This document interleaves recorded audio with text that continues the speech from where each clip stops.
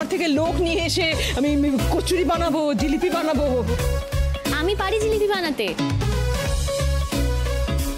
ওই তো, ওই দেখো এসে গেছেন, একজনই কম ছিল, এসে গেছেন দুনো দিতে। তুমি পারো জিলিপি বানাতে? হ্যাঁ। ও তাহলে বাড়িতে বসে বসে কি করছো? জিলিপির দোকান খোলো না, শাড়ির ব্যবসা করছো কেন? না, উনি বললেন তো আমি কিন্তু আপনাকে জিলিপি বানানো দেখিয়ে দিতে পারি। শুধু হাতটা কিভাবে ঘোরাতে হবে আমি আপনাকে দেখিয়ে দেবো। আমি কচুরিও বানাতে পারি। আমার মা কি দারুণ কচুরি বানায়, আমি তো তার থেকেই শিখেছি। খুব ভালো করেছো, খুব ভালো করেছো মা, আমাকে উদ্ধার করেছো। যত সব, তুমি ওকে ওই কচুরি আর জিলিপি বানানোটা শিখিয়ে দাও। হ্যাঁ ঠিক আছে, আপনি চলুন আমি আপনাকে দেখিয়ে দিচ্ছি। নিশ্চয়ই নিশ্চয়ই মা, এটা তো ট্রেনিং সেন্টার। আমি সব শিখবো, এখন জিলিপি বানানো শিখবো, কচুরি বানানো শিখবো, তারপর গোবর গঙ্গা জল দিয়ে সারা বাড়িতে ছিটাবো, তারপর চুনো মাছের ঝাল করবো, তারপরে পুজো করবো। আমার অবস্থাটা কি? আমার অবস্থাটা এখন এই বাড়ির ঠিকেছি, আয়া রাঁধুনি সব সব আমি, সব এই বাড়ির।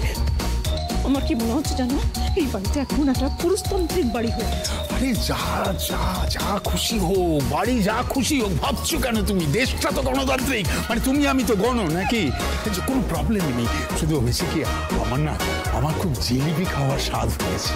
স্বাদ আমি মেটাবো, দেখো আমি চুপ করে। হ্যালো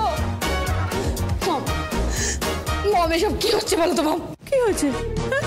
কি হয়েছে আবার? মম দেখো, এরা যা যা বলেছে আমি তাই তাই করেছি। আমি ওই গোবর দিয়ে ঘুটে দিয়েছি, আমি গরুর দুধ ধুয়েছি। গরু বলদ না ষাঁড় ছিল, যাকে ওরা বলেছে আমি করেছি। তো গরের দুধ ধুতে গিয়ে আমি লাঠিও খেয়েছি, লাঠি খেয়ে গোবরও পড়েছি তো। হ্যাঁ কিন্তু কিন্তু আসলে এখন কি হয়েছে? এখন ওই যে খুরশ্বশুরটা আছে না, খুরশ্বশুরটা ওই যে দুশ্চরিত্র, হ্যাঁ হ্যাঁ ওই লুজ ক্যারেক্টারটা। আরে হ্যাঁ হ্যাঁ, কি হয়েছে বলো, কি হয়েছে? কি করছে সে? কি করছে একবার শুধু আমাকে বলো। না না না না, ও কি করবে ওই বুড়ো হাবড়া? ও কিচ্ছু করেনি, কিন্তু এখন যেটা হয়েছে সেটা হচ্ছে ওই বুড়ো হাবড়াটা, ওই লুজ ক্যারেক্টার খুরশ্বশুরটা, ওনাকে হাঁস মুরগি পোষে। আমাকে এখন রোজ ওর এই হাঁস মুরগিকে চড়াতে হবে, আর প্রত্যেকদিন নাকি তাজা তাজা ডিম নিয়ে ওকে দিতে হবে, যাতে ওর বাড়ির কাজের লোকটা সেই ডিমগুলো নিয়ে পরে বিক্রি করতে যেতে পারে। মম তুমি বলো, তোমার মেয়ে এইসব করতে এখানে এসেছে? হ্যাঁ, এই আঁচল মুখার্জি এইসব করতে এখানে এসেছে?